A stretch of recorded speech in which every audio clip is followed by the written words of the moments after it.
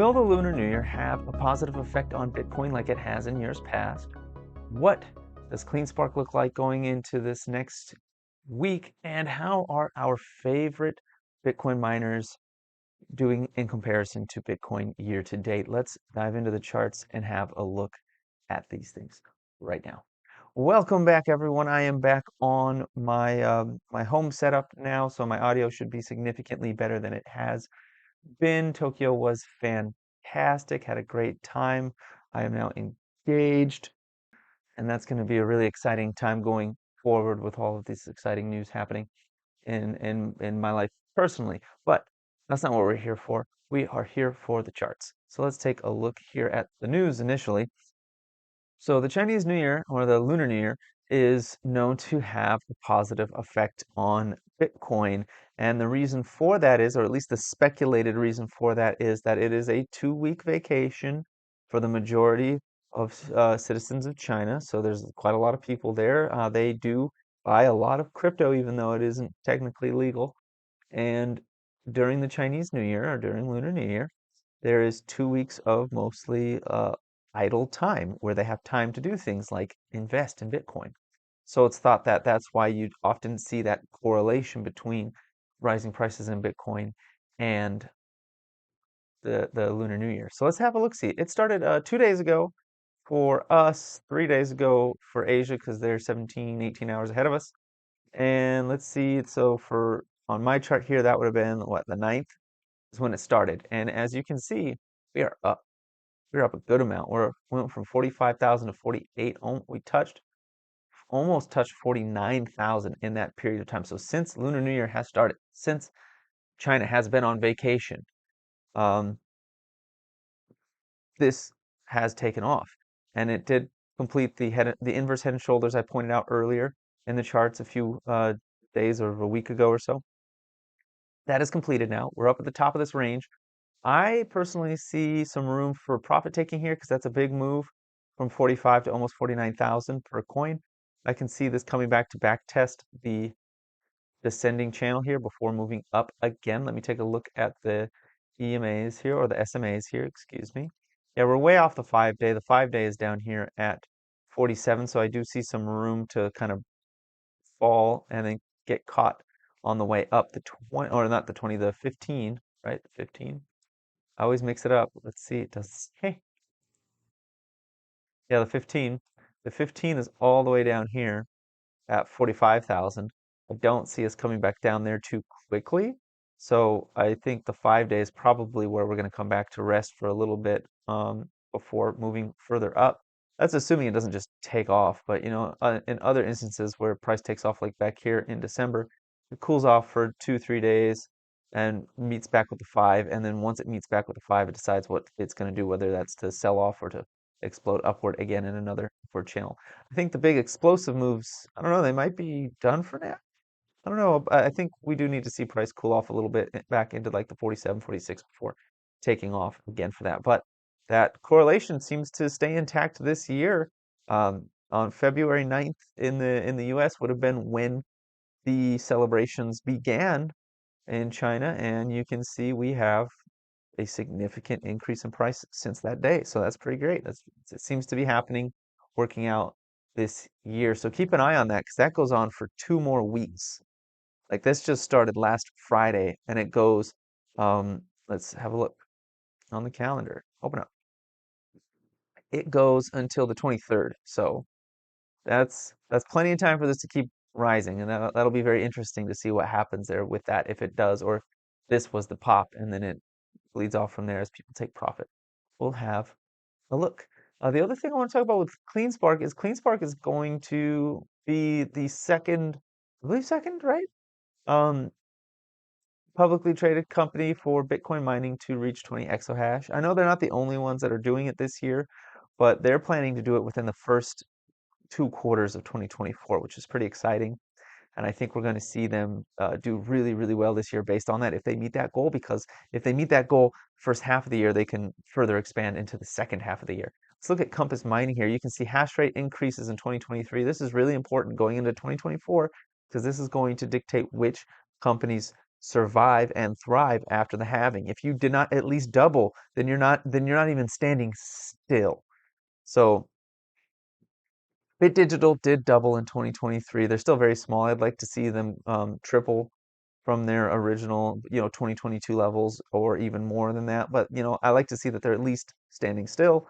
Um, Marathon went 2.5 times in 2023, and they have plans to further increase their exahash. That's fantastic. Iron did very well. I don't like that they sell all their Bitcoin, so I'm not interested in them. But they did do very well with their hash rate increases. CleanSpark increased 63% in 2023, and they're going to do way more in 2024. That's why they're taking off, and they were profitable, which is crazy. Bitfarms only did 38%, but they're planning on tripling, possibly even quadrupling their hash rate in 2024 as the halving is coming up. So that's also very exciting for them, and that makes this chart not as important for them specifically. But it's nice to see that at least a few of these have been keeping up and doing very well with that. Uh, Okay, let's have a look at the CleanSpark chart now. So you can see last week, this is the weekly, by the way, we had this huge green candle. This thing was nuts. This is just a big candle. We haven't seen candles like that since the bull run. So that's pretty exciting to see that happening right now. That's just getting big, getting above its December highs and holding them for a little bit. We'll see if it continues to hold it. If price can continue to hold above that 1371, which was the December peak, then I think that we're probably going to just see that act as support and take us higher. Personally, I don't see that happening, especially since price rested exactly at this peak from March 2022 here. That makes me feel like we're probably going to go down from here, maybe get back into this ascending channel down here after a few weeks or so. But I mean, that is a really, really nice candle to see, and I'm quite excited about it. That also nullifies this ascending channel here. That's done. That happened. Let's have a look, see at the 1 day. Yeah, we got a big gap. We don't necessarily need to fill that gap.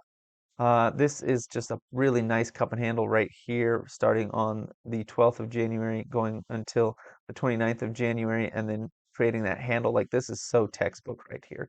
And then as soon as we got this confirmation on February 7th, I was buying in the handle. I'll be honest, I was buying in the handle. I was front running it. I shouldn't have. That was risky, but like it paid off, so I'm not mad. Um, and then this was our confirmation candle, and then this was like our further confirmation. This was like super confirmation candle, and then this is what happened afterwards. We just took off from there. That's pretty exciting for Clean Spark. And like I've mentioned before, with my tactics for Clean Spark, I'm looking at as price comes down, I'll be buying shares and call options. And then what I'll be selling when price does a big gap like this is the call options, while I'll continue to hold onto my shares until we start getting into prices up here, in the 30s, 40s range around this area. I'll probably start taking out my initial cost basis around the $40 mark up there somewhere. And then from there, everything is just, extra money up here once we get above that. Again, this is not a suggestion to buy, sell, or hold any asset whatsoever. It's simply my plan, what I am looking at, what I am considering doing with my own portfolio. You have to make your own decisions, come to your own conclusions. Anyways, Clean Spark looks great. My only regret is that I don't have more Clean Spark, and I will continue to accumulate some Clean Spark as price starts to even out after this huge run up here. Now let's take a look at how Bitcoin did compared to the miners year to date. If so, this is the year to date. I've got Bitcoin, Mara, Bitfarms, BitDigital, and Clean Spark on here. Those are my favorites for now. I mean, you know what? I can add Hut. I can add Hut. Okay, if I could type, I could add Hut. Okay, there's Hut. Hut's yellow. Let's add Cipher. Let's add Cipher. Cipher is like this green thing. Okay, so as you can see, Bitcoin is the one at 14.2%. Okay, so year to date, it's up 14.2%. As you can see, the majority of the miners are actually diverging from Bitcoin price, and we are down for the year. You can see here, Bit Digital is down 28% for the year. Hut is down 37% for the year. You can see that Marathon Digital is down 18.89%. for the year. This is purple one. Bit Farms is down 6% for the year. And then the only positive ones. Now let me close some of these negative ones here. So I'm going to get rid of Bit Digital. That was minus 28. I'm going to get rid of Hut. That was minus 37 year to date. So that's pretty rough. So we got CleanSpark on here. CleanSpark is actually beating Bitcoin. I mean, it was beating all of its peers up until the this earnings. That was great, anyways. But now it's beating Bitcoin after that earnings, and they're up 26.47% year to date, which is fantastic to see. The only other one that is green in the green right now, who is that? Is that Marathon? Is Marathon up 1%? Oh yeah, it is. Sorry, Marathon's not down 18.89%. That's Cypher. Cypher's down 18.89%. Let me get rid of that. I had too many on the chart. Um, so let's get rid of let's narrow it down to the only two Bitcoin miners that I follow that are positive for the year. And that's CleanSpark and Marathon Digital. I wonder if Riot is. Let me just add Riot to the mix here.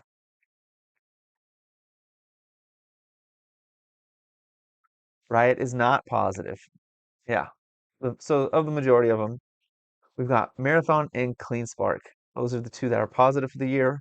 CleanSpark is way positive for the year, while Marathon is just barely hanging on to a green uh, trading year thus far.